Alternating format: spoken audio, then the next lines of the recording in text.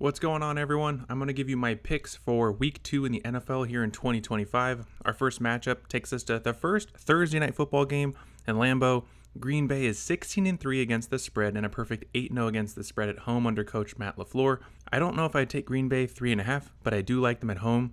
Jordan Love as a starter is 11-6, and I like him to carry the momentum from last week's win versus the Lions. Jaden Daniels is good, but he can't win it by himself.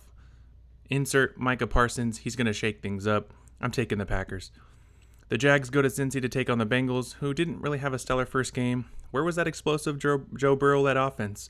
I fully believe that was a fluke, and this is a get-right game for the home opener for the Bengals, and it comes at just the right time. Joey B is going to let it rip, and I predict this will be the highest scoring game of the first half of the day. Trevor Lawrence looked good, and so did ETN, so expect a lot of big plays in this one, but I'm taking the Bengals. Seahawks and Steelers, I'll tell you what, I was blown away from the 4 touchdown passes from Rodgers. The Jets defense isn't a pushover, and it was good to see him spread the ball around. The Steelers still can't really run the ball, but maybe this is where it turns around. The Seahawks were very unimpressive in their loss last week, with Sam Darnold only throwing for 150 yards and no touchdowns. The Steelers don't make it any easier this week for him, and that's why I'm definitely taking the Steelers at home to win. Bills and Jets. Can Justin Fields pull out another stellar performance in back-to-back weeks? With 3 total touchdowns, he was really doing it all. I'm not sure if he can do it versus the Bills, who are riding that Week 1 game in primetime. Justin Fields is not Lamar Jackson, and the Bills don't have to travel very far for this game. The Bills will pick up right where they left off and leave East Rutherford with a win. Take the Bills here. No George Kittle, and probably no Brock Purdy. If you have Christian McCaffrey in fantasy this week, you're one lucky person. He'll be doing it all for the 49ers. And if Brock Purdy can't go, it'll be Mac Jones. And regardless of who the quarterback is, the 49er defense will keep it close. Spencer Rattler is not the guy, and I don't think he has enough to get past the 49ers. I'm backing the red and gold here. The Pats and Dolphins. This is one of the most interesting games to me. Are the Dolphins really 33-8 blowout to the Colts bad? Is Tua washed? Well, we'll find out in their home opener. The Pats and Dolphins always play close games. Drake May looked decent last week, and I look for him to continue to grow each game in his sophomore season. The Dolphins shouldn't be favored, as I think the Pats win by a field goal here in a 23-20 sort of matchup. Give me the New England Patriots to win on the road in Miami. Rams and Titans. Cam Ward didn't look half bad in Denver last week. If it wasn't for a drop ball by Calvin Ridley in the 4th, they'd have a chance to win. The spread is 5.5 in favor of the Rams, but I think that's a little too much. Stafford looked okay, and it's clear that Puka is the guy. The Rams defense looked really good, and the Rams have more weapons on offense and a better defense. So, give me the Los Angeles Rams to win on the road versus the Titans. I can smell the disappointment here from both of the Bears and the Lions. The Bears should have won, and the Lions looked half asleep. Both offenses looked anemic when they needed them most, and it cost them both wins.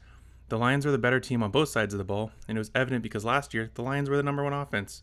It's clear to me that Caleb Williams isn't that guy, and the Lions will put a statement in their home opener. I'm taking the Lions to win at home. The Cowboys looked pretty good last week versus the Eagles. They got matched up with a Giants team. They get matched up this week with a Giants team who already after 1 week is talking about a quarterback switch. Russell Wilson will be playing, but I bet you he'll be thinking about his job in the back of his mind if he's not performing well.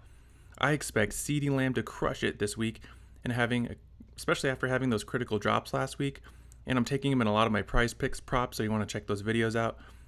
Dak and the Cowboys crush the Giants this week at home, big time. Browns and Ravens in Baltimore. The spread has dropped from 11.5 to 10.5, but regardless, this is going to be a slaughter. The Ravens are at home and will be seeing red after a game they should have won versus the Bills in prime time. Take a mortgage out on your house for this one, as the Ravens will win convincingly. Broncos go to Indy. Is Daniel Jones the guy? I don't think so. I think the Dolphins were just bad. We'll see this week, though, as they take on a tough Broncos defense that rolls into town. If Denver can stop Jonathan Taylor, I think Bo Nix figures it out and gets the offense back to speed as they take care of the Colts. Give me the Broncos taking down the Indianapolis Colts on the road. Panthers and Cardinals. Hey, Kyler Murray looked pretty good. We've been waiting for him, but they still only won by 7 versus a Saints team that had no business keeping that game close. I like the Panthers in this, and I have optimism in their youth players. I think Hubbard will have a good game here with plenty of touches, and he'll be the X factor, as I'm taking Carolina to beat Arizona on their home turf.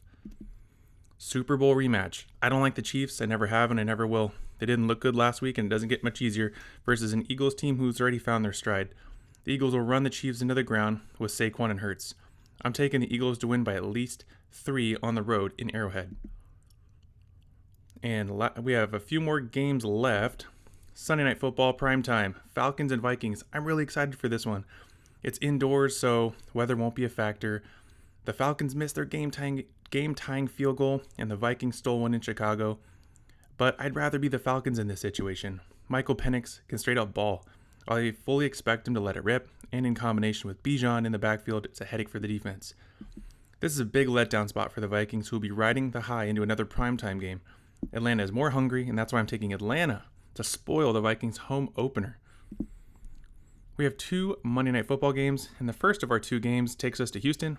What happened last week with C.J. Stroud and the crew? 188 yards and an interception and not a single offensive touchdown? Yikes. Here come the Bucs, who looked really good on offense. Emeka Egbuka had a coming out party, and Baker finally picked it up in the second half to give the Bucs their win. The Texans have a better chance versus a worse team, but I really like the Bucs to win, as surprisingly they're underdogs. They're a lot of fun to watch, and it'll be a tough time for Houston to keep pace. Give me the Bucs. And the last game of the day, my favorite game of the day, is Chargers and Raiders. I'm a Raiders fan, so let me just put that out there for you right now. It's going to be a rivalry game, and they never disappoint. And the funny part about all these games that were close is the Raiders didn't even have a good quarterback.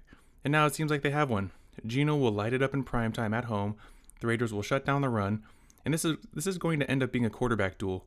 But give me the home team advantage here with Geno in the silver and black to take this one in primetime.